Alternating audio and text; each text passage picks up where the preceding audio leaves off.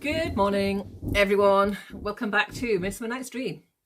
So we're on the last week of our very brief look at the play this week, and we've got two videos. Video 7, which is Lifting the Fog, and video 8, which is a wedding play. Okay, so Lifting the Fog is the one where Oberon sees the mayhem that Puck has created and instructs him to get all the lovers together in one place, put them to sleep, and he'll sort out and put the juice in the correct person's eyes, so that they're all happily ever after. So you get this kind of scene whereby people are running on and off stage, Puck's getting people to chase him, and Lysander and Demetrius are looking for each other to have a sword fight and all this kind of stuff. It's all a bit mayhem and supposed to be funny. So hopefully you find it funny when you see it in one of the versions. Okay, so I'm going to put both videos together in this because not very much happens that's important. Well, that's not important. Not anything that happens that's difficult to understand in video 7. So I want you to look at the character of Puck for your task for this. In the cartoon version that you've been looking at, he is portrayed as friendly, helpful. He's like a guide throughout the story, and just a bit mischievous. But obviously, there have been many versions of Midsummer Night's Dream over the years, and many different ways to portray Puck. Sometimes he's quite a dark character, like he's evil and his mischief making's got a kind of darker undertone, and sometimes he's kind of fun and frivolous and just like a naughty child.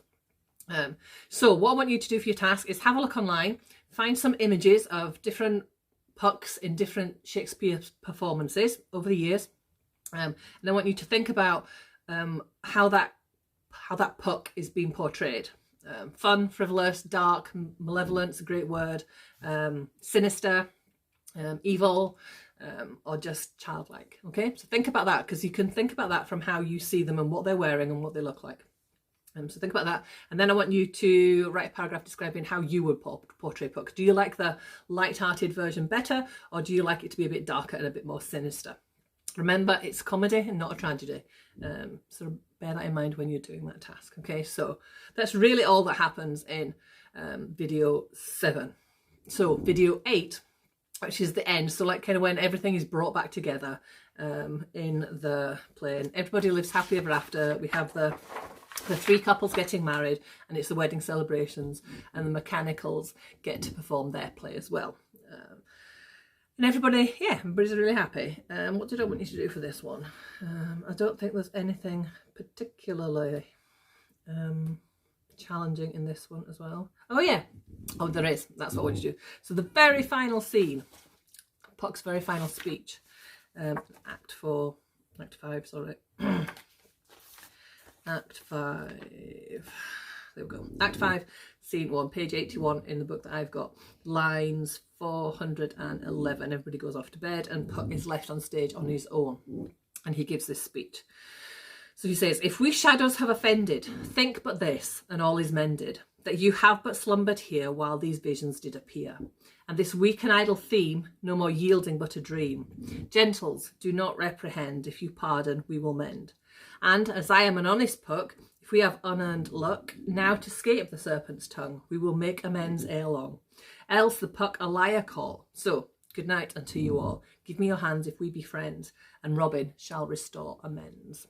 Okay, so the last questions are looking at what the fourth wall is in theatre and in film. It happens in film as well. So get onto your Google, find out what it means and write it down, and then look at that final speech. How does he break the fourth wall? What is the purpose of speech? What does he mean by it? And what is he asking the audience to do? Okay, if you're struggling with that, have a look at the modern English version. Okay, and let's see if you're understanding what's going on. But try and do it with the Shakespeare language first. Okay, I think I might do a little video that analyses it to go afterwards. I think I might do that. Okay, because I don't think there's anything else that's complex in what you're looking at this week. So have fun. I've put up a few links to some performances of A Midsummer Night's Dream for you to have a look at an actual performance rather than a little cartoon breakdown of it. Great if you could have a look at it, and we'll have a chat about that after the summer when we get back in class, because we'll all be back together. Yay, that'll be fun to be back in the classroom instead of me sat in front of a phone in my lounge. It's all been a bit of a challenge, hasn't it? Okay, so good luck with it. Give me a question if you need to ask anything. And yeah, I think I'll do a little short video analysing that speech, but you're not to watch it until after you've had a go yourself. Okay, speak soon. Bye.